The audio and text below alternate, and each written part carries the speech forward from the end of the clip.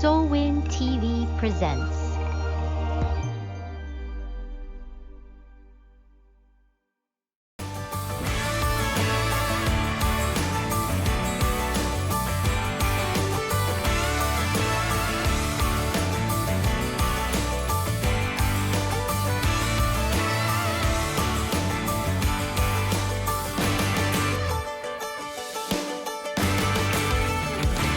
Faith and Hope with Sweet Tea and Sass, encouraging couples to reconnect with God and with each other so they can live their happily ever after too. Hi, everybody. Welcome to another episode of Sweet Tea And Sass. Marriage on the Move. Yes. This week, Moving. Move on. yep. Sorry, We're I'm moving. tired. I'm trying to stay awake. This week we're going to be discussing how to balance responsibility within a Christian marriage or marriage in general. What's your responsibility? What's my responsibility? What's our responsibility together? Right, What kind of responsibilities we're going to put on the kids and have them do and carry out? right. There's a lot of responsibility. Man, Adulting is hard. hard. Oh, man. Same thought, same time. We still share the brain. Same brain. So this week's Bible verse is, I'm no longer in my favorite book of Ephesians, but we're in Corinthians, 1 Corinthians 7, verse 24.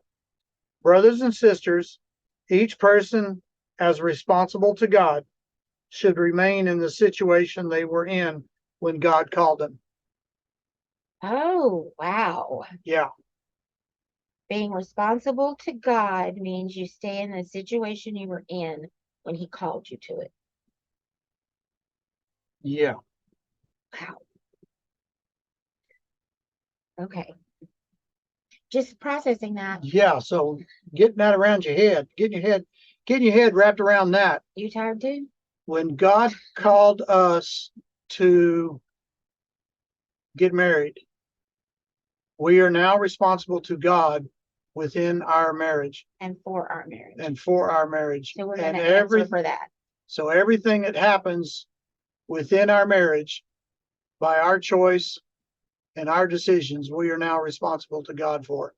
Ooh, that's some tough words to comprehend there, Yeah. because that is wow, Heavy responsibility. heavy responsibility by I mean, we're responsible to God for all of our choices.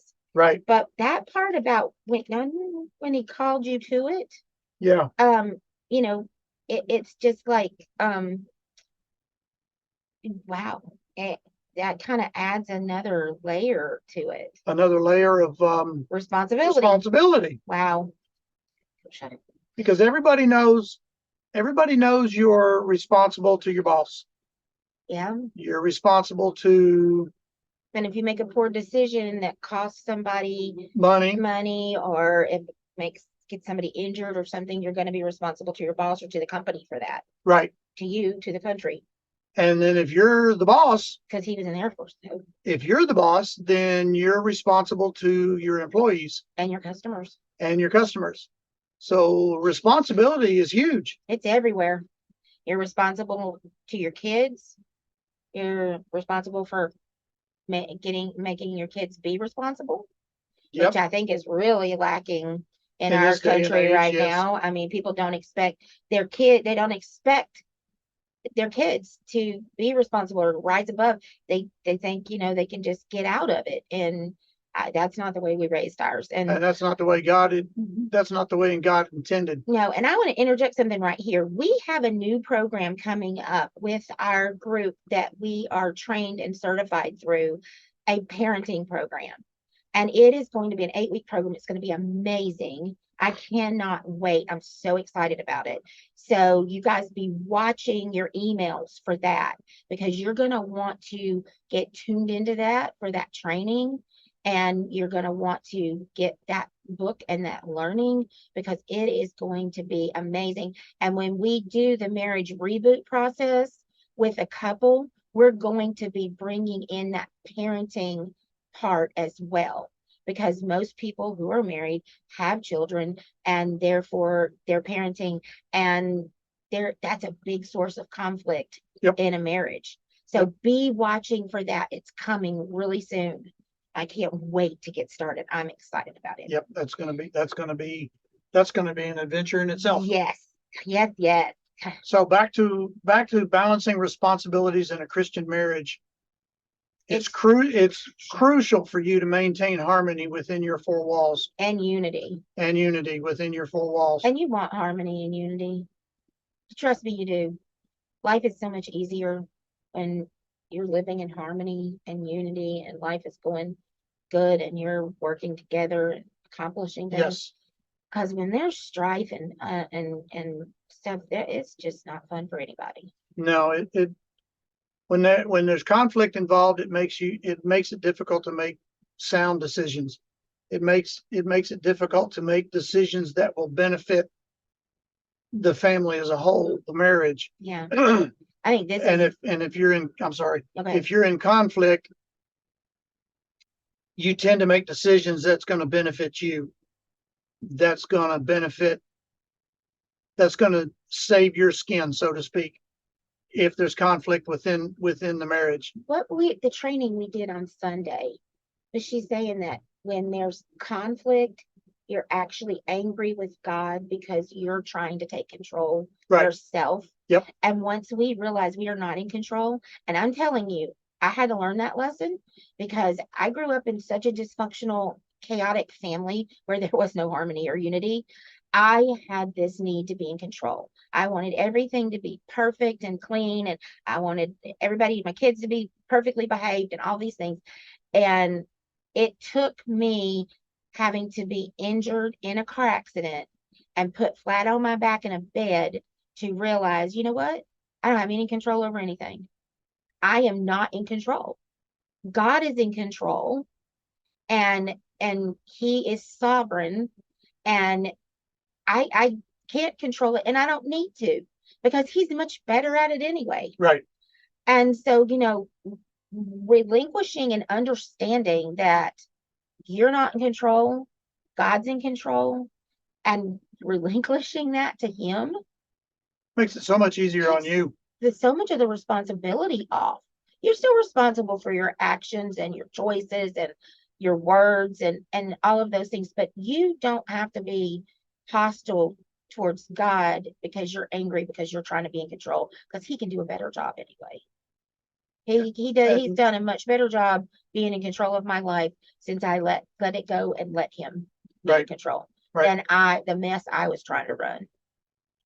So talk about living out your roles. What are your roles as a couple? I mean, this is even down to the point of who takes out the trash, who washes the dishes, who cleans the bathroom, and who does it. A lot of guys would say, well, that's the wife's job, or taking out the trash or maintaining the car. That's my husband's job. But the roles are what you agree on as a couple. Right. What you both come together and agree that this is going to be my role and it's going to be your role. And it's going to change. It's going to adjust. And we, just as an example, we mentioned out, who's going to take out the trash, who's going to clean the bathroom there. We know of a couple who, for whatever reason, the smell of trash just caused the guy to go into just get vomiting type sickness. But on the flip side, his wife couldn't stand to clean the bathroom. She couldn't stand the sight of a dirty toilet. So the roles were flipped. It was in their household. She took out the trash and he took care of cleaning the bathroom in the house. It's what you agree on. It's something you have to agree on as a couple. And it doesn't have to be the stereotypical men do this, women do that. No. In our example, the first 20 years of our marriage, she did the budget. I did all the money. It was agreed upon. It was agreed upon. Excuse me. It was agreed upon between us. One, I didn't like doing the budget. I made the money. I didn't want to have to deal with having to spend the money. But with that being said, if I needed to buy something, whether it was for the car or for the house or whatever, I had to discuss it with her because she knew how much money we had or didn't have. And if it had to happen this month, what were we going to do to rob Peter to pay Paul, so to speak, to make it happen? Poor Peter. He's been But robbed so many then, times. It's just a shame. but then when we had our major accident and it put her in the bed for 12 years, On I a had ton of medication I had to learn how to do the budget and the groceries. and the groceries and all of the stuff that she used to do, in addition to me still working and figuring out how to do all of that. Well, Plus, we had children that we had children at the time that could help. that helped up, stepped up and helped, and Right. you know, But the majority of the bulk of that stuff, like the budget and the grocery shopping and stuff, all now fell on me, which to this day I still do right. for various reasons. But it's something that we agreed upon because the situation changed. And another way that those roles changed is I did all the house cleaning, the cooking, the grocery shopping, all of those things. When I was hurt, it became a shared responsibility between him and the kids. And then once the kids were grown and out of the house, I still was not well enough and able to do it. So we hired somebody to come in twice a month and clean. So because he didn't want to do it and I couldn't do it, and it still had to be done. So sometimes it may be that it's a responsibility that needs to be assigned to someone else. You need to hire a housekeeper, you need to hire a mechanic, whatever it is. It may be, maybe neither one of you know how to maintain a car and you need to take it to a mechanic. That is something that is mutually agreed upon between the two of you. Right. And it goes back to communication. Yes. You have to talk about these types of decisions in order to determine what roles are going to be filled within the family. And I mean, the roles even go down to the point of who's changing the dirty diaper. Yep. The running joke in our house, and to this day, is you find it, you change it. And now we have our grandkids, and we're still doing you find it, you change exactly. it. Yeah.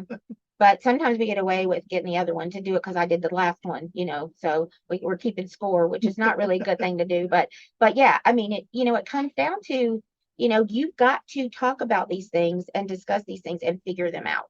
Right. And, I, since he retired, I don't cook or clean. I did it all those years. And I'm just done. I just don't want to do it anymore. I'm not doing it. And I'm getting to the point to where I don't want to cook anymore either. either. I don't know what we're going to do because hiring somebody to come do an RV is kind of difficult. Now we do both get together and both get it, and being in an RV, it doesn't take very long. We can knock it out in about 20 minutes front to back. Yeah. But yeah. As far as the cooking portion, it's getting to the point to where I don't like to cook anymore either.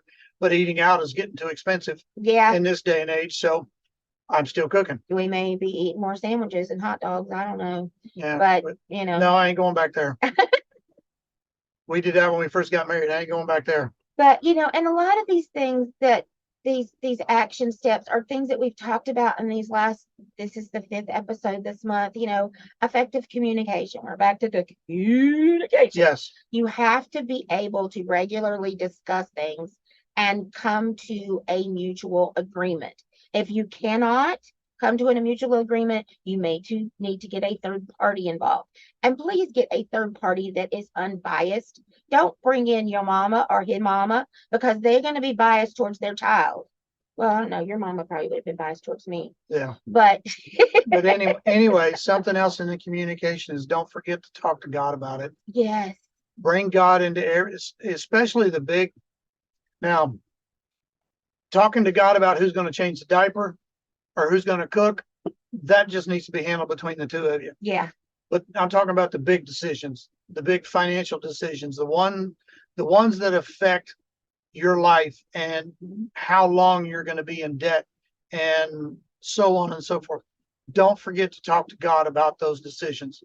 Openly communicate with him. And he's just sitting there waiting for you. And even if you can't come to an agreement between the two of you, take it to God. Take it to God first. Mm-hmm. And unload it on him. And instead of asking him, well, God, I want him to do this, this, and this, and you need to change him. Maybe say, God, where can you change me? Because I can't change him. I can't make him do anything, be anything different than what and who he is. He has a free will and a choice. Right. And same with me. Yeah, and my free will is probably stronger than yours because I'm just stubborn like that. But but instead of saying change them, ask God, what can I do to change myself, to change the situation, to see things from a different perspective, to see things from his perspective. And I think that also comes to honoring and respecting each other. Yes. We've talked about that, but think about your partner's strengths. Yes. Their And their weaknesses. and they have strengths and weaknesses. Respect their opinion.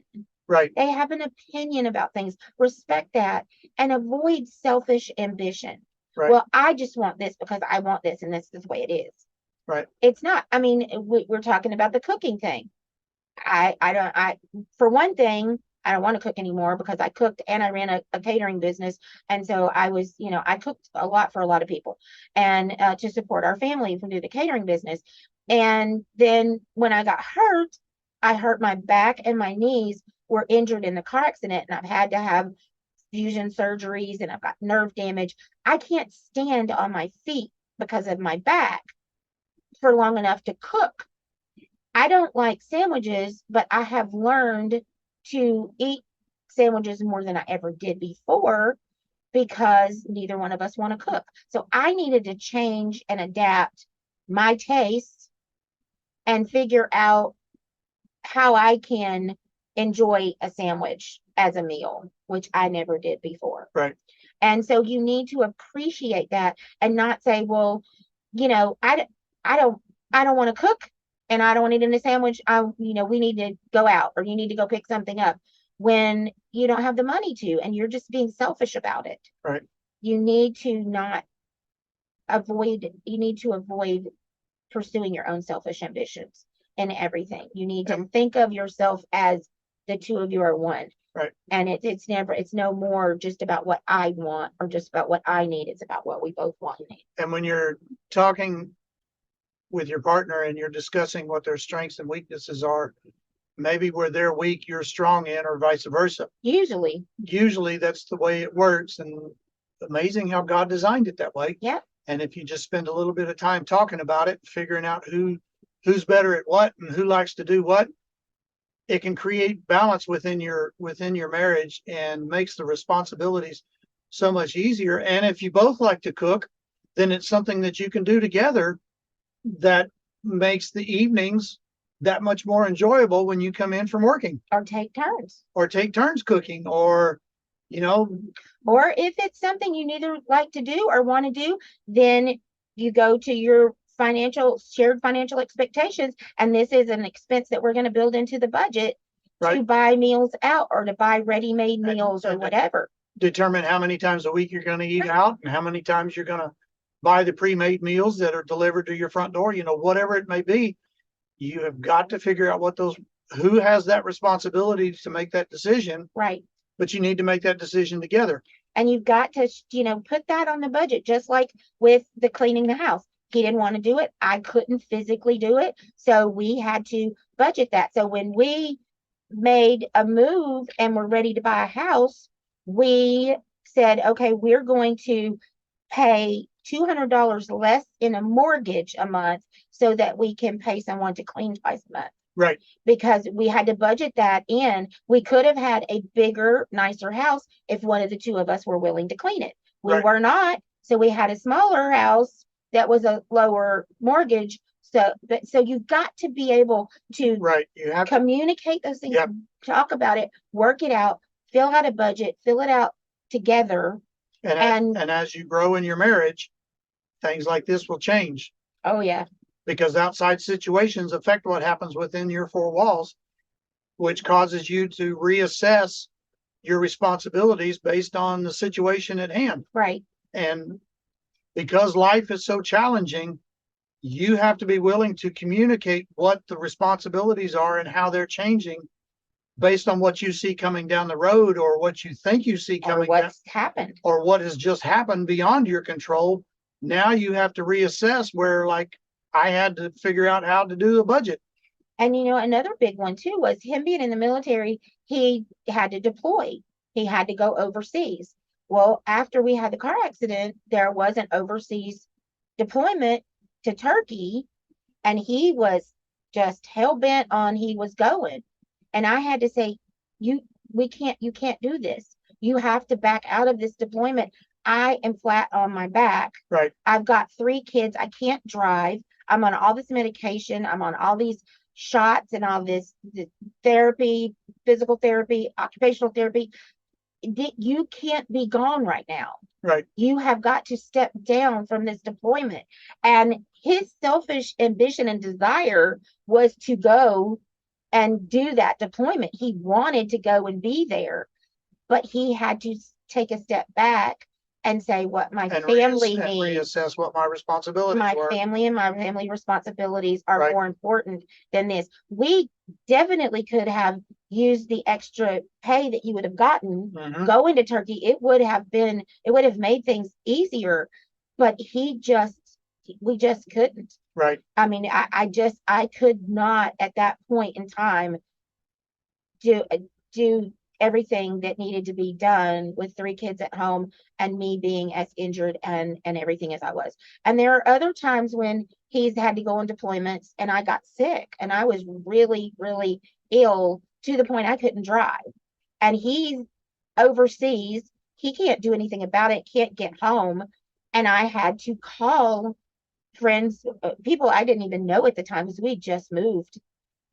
But they had given him a card and said, if she needs anything while you're gone, let us know. I had to take him up on that. And I had to call and say, can you come get my daughters who were both preteen, early teen, not driving yet, and take them to the grocery store to buy groceries. And I had to call the grocery store on base and say, will you take a signed check from them if they come in to buy groceries? Because this is the situation. I'm so sick. I can't drive. I Right. can't even get off the couch. They had to come and take me to the doctor. And, and sometimes you've got to lean on people outside of, if we'd been home, we could have depended on family, but we were thousands and thousands of miles away and we couldn't depend on family. Family Right. couldn't come. And I had to depend on other people. And there are situations like that. And there are times when you have to just evaluate and say, what are we going to do? I mean, I could have made the option of the kids and I order pizza every night, but financially that wasn't doable. Right. My And they girls get were, old too. yeah, my girls were old enough to cook. I had taught them to cook. And so they went to the grocery store and got groceries and they cooked. And then, once the base found out that I was sick and he was gone, then we had people bringing us meals as well. But there are times when those things are gonna ebb and flow, and you just need to discuss it Right. and budget for it. Yep. Put it in the finances. Yep. And, get outside help if you need to. If you need to get a financial planner to help you budget it out and Mhm. figure it out. If you need to, if you can't come to an agreement between the two of you, get a coach, get a mediator, get a counselor, get somebody that will help you. Don't be work afraid to through seek it. help. And don't be afraid. Like when he was bent on going to Turkey, I was like, this is not okay. I feel like you are being selfish and trying to avoid this situation that we're in. And he didn't feel like he was. He felt like because of being in the military, it was mission first. Right. And the kids and I had to come second. But that was an instance in our life where mission had to become second because we had a dire situation with my health. Right. And again, don't forget to give each other grace and to give each other space within your responsibilities of what you're trying to figure out and what you're developing. And it's ebb and even when situations change within what's going on in your four walls, you have to give each other space so that they can process what's going on and process what the new responsibilities are, or even process the fact that they can no longer do what they've had to do, because it really affected her when she was now down on her back and couldn't do, the stuff that she had been doing. It really affected her because I wanted to do it. It wasn't that I didn't want to be doing it. I didn't want to be in that bed because she now couldn't do it, and that that really affected her mentally because she felt helpless and hopeless because of a situation that was beyond our control. Right. So one thing I really want to point out is this is how to balance responsibilities in your marriage. It's about balance. Yep. It's never 50-50. Nope. It's never 100-100. It's never 80-20. It is always a balancing act. Some days it's going to be 10-10 and some days it's going to be 80-20. It's going to change, Yep. but just don't try to reach harmony. Try to reach balance where everything is balanced. And the harmony will come. And the harmony will come on the heels of that. Yep. So how to balance responsibilities in Christian marriage or in marriage general. Yeah. Yeah. This has been another episode of Sweet Tea, And Sass. Marriage on the Move. Love you guys. Talk to you soon. Bye.